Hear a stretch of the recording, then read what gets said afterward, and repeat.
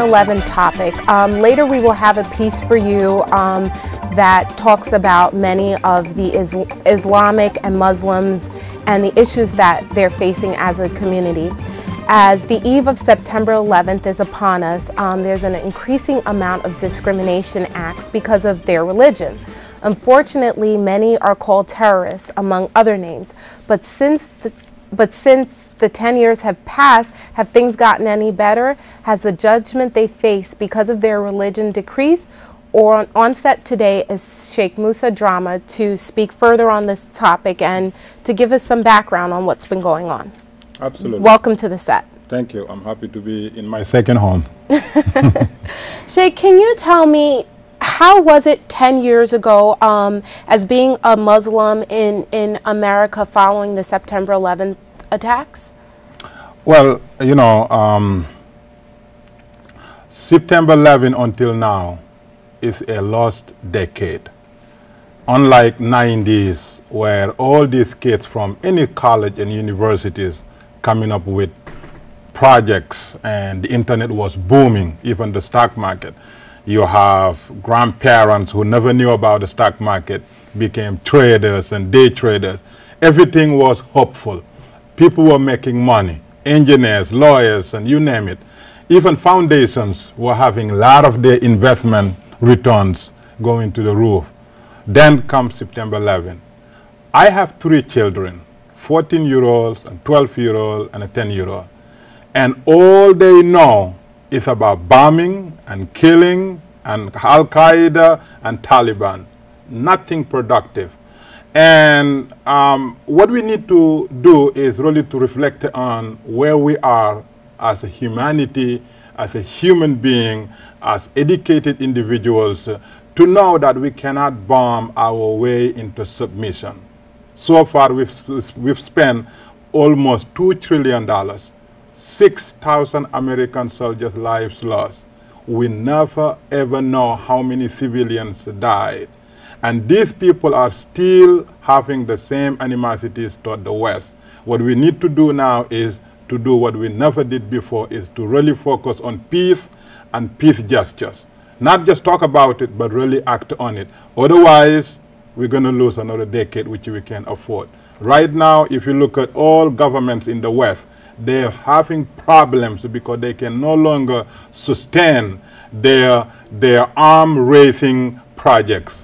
While only 19 unarmed individuals now cause all these problems. So we need to look for a new way out of this situation. Can you tell me how in the Bronx that you're hoping to build a bridge between, you know, the Western world and the Muslim and Islamic world here in the Bronx? Absolutely. 2 years after 9/11, since we run the only full-time Islamic school in the Bronx, we decided that in order for us to establish a long-term peace relationship between these communities, it has to begin with children. What we did then, we reached out to the Jewish community, and we told them that we have these 5-year-olds, 10-year-olds, and 15-year-olds. Let's start a program where children will get together, learn about each other's culture, become friends, so that nobody will put indoctrinate of hate or violence. 6 years now. A couple of weeks ago, you guys covered our graduation. We had close to 100 Jewish, Muslim, especially Arab kids. We had so many families who would never have shared the same floor, hugging and talking to each other. And I guarantee you one thing. I said 90 or 100% of those kids will never wage war against each other because they know that this world belongs to all of them. And they can never ever be misled to believe that a Muslim should kill the Jews or the Christians, vice versa. This is what we're doing in the Bronx, and this is the only program right now that exists of its kind. Tolerance. Tolerance here is key. Understanding other communities, other religions, and other cultures in order to make an educated decision on how you should treat one another.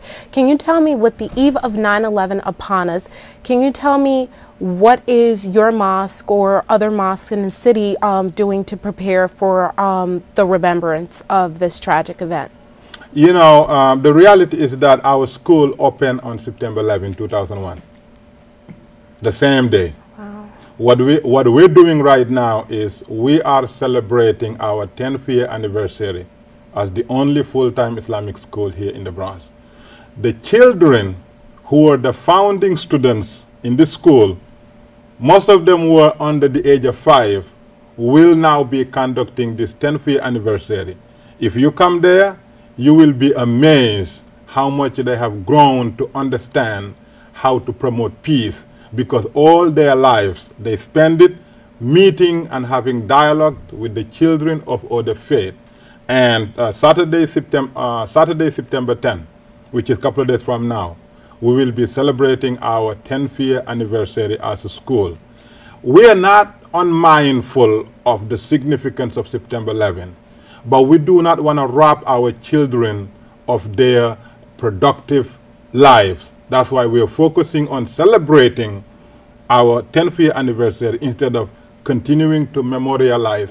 The destruction of September 11 is a universal, is an international. Some of the students in our school lost their parents, so we are directly affected.